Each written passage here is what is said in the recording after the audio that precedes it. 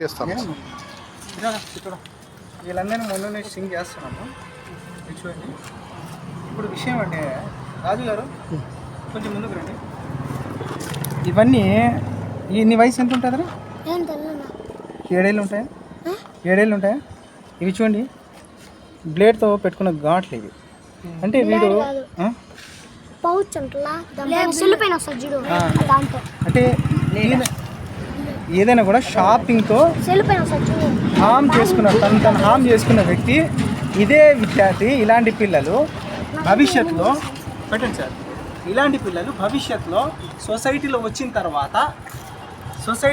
తర్వాత ఇదే పిల్లలు ఏదైనా క్రైమ్కి కాకపోతే బడాబాబులు ఎవరైతే ఉన్నారో ఇలాంటి పిల్లల్ని వాడుకొని అసాంఘిక కార్యకలాపాలు చేయడానికి కానీ ఎంత పెద్ద ఆస్కారం లేకపోలేదా?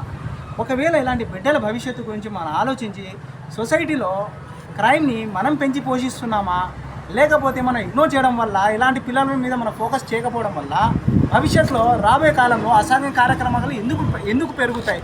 ఒకటి ఆకలి, రెండోది ఏమంటే అవసరాలని మనిషిని క్రైమ్గా దారి తీస్తాయి. ఒక మోటివ్ ఉంటుంది కదా, ఆ మోటివ్ ఇలాంటి పిల్లల మీద సొసైటీని అడుగుతున్నా. నేను అధికారులను అడుగుతున్నా, నన్ను నేను ప్రశ్నించుకుంటున్నా. ఇలాంటి పిల్లల మీద మనం ఒక దృష్టి పెట్టినప్పుడు, క్రైమ్ జరిగినప్పుడు మనం ఎట్లా బ్లేమ్ చేయగలము?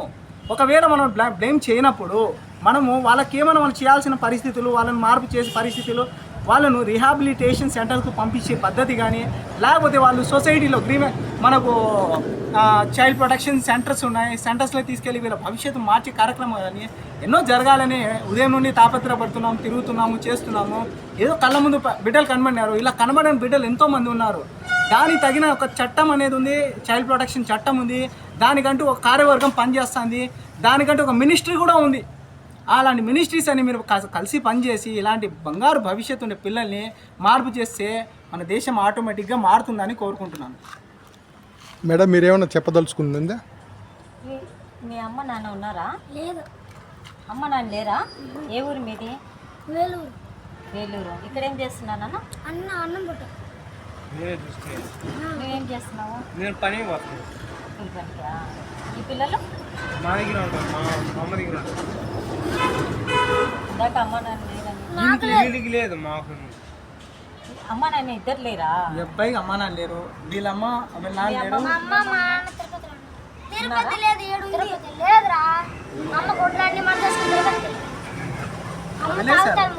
పిల్లల్ని వదిలేశారు వీళ్ళు.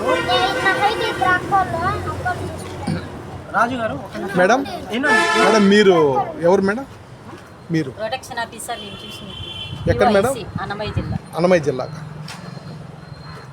DCPU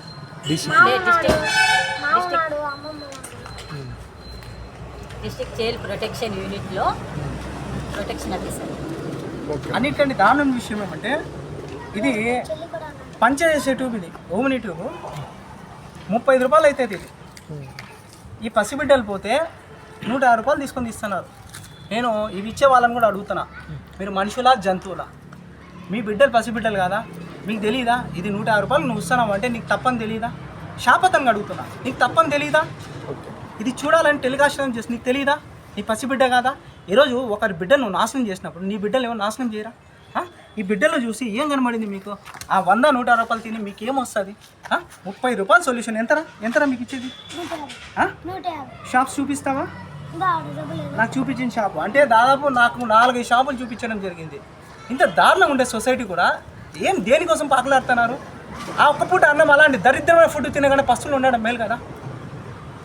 ఇది మేడం, మీరేం అడుగుతారు? రండి. మీరేమన్నా చెప్పదలుచుకుంటే మాకు మీడియా మిత్రులు ఏం చెప్తారు చెప్పండి మేడం. కొద్దిగా వాయిస్. పిల్లని స్కూల్కి పంపిస్తాను. ఎక్కడ చదువుతున్నావు? అక్కడ చదువుతున్నావా? వెళ్తున్నావా స్కూల్కి రోజు? నానా ఆధార్ కార్డే లేదు మేడం, బయటకు పంపించేస్తారంట. చేయించండి. ఇంకా నేను ఏం చెప్తున్నా అంటే, మీరు హయ్యర్ అఫీషియల్స్ ఒక టీం తీసుకుంటారా, పోలీస్ వాళ్ళని తీసుకుంటారా, డిపార్ట్మెంట్ తీసుకుంటారా? ఇలాంటి పిల్లలు ఓవరాల్ నాట్ ఓన్లీ ఇక్కడ మీ పరిధిలో ఎంతవరకు వస్తుందో, అన్నమయ్య డిస్టిక్ వస్తుందా, అన్నీ ఓవరాల్ చేయండి. మన బాధ్యత కూడా ఇదే, సొసైటీని బాగుపరచుకోవడము, మనం బాగుండడం అంతే. ఇటువంటి వాళ్ళను ఏం పేరు నాన్న? నీ పేరు? చెల్లి పేరు శివపడుతుంది, మా మామ పేరు శివ, మా అమ్మ పేరు, ఇంటి పేరు, మా ఇంటి పేరు, మా ఇల్లు లేదు, మా మామ నీ పేరు నాన్న, చారం, ఇంటి పేరు, మా అమ్మ పేరు చేసాను. తెలియదా? ఇద్దరు అక్కలు ఉన్నారు, అక్క పేరు శైలు, ఇంకా మా అమ్మ మొత్తం 36 మంది అందరు చనిపోయారు. మేము నలుగురు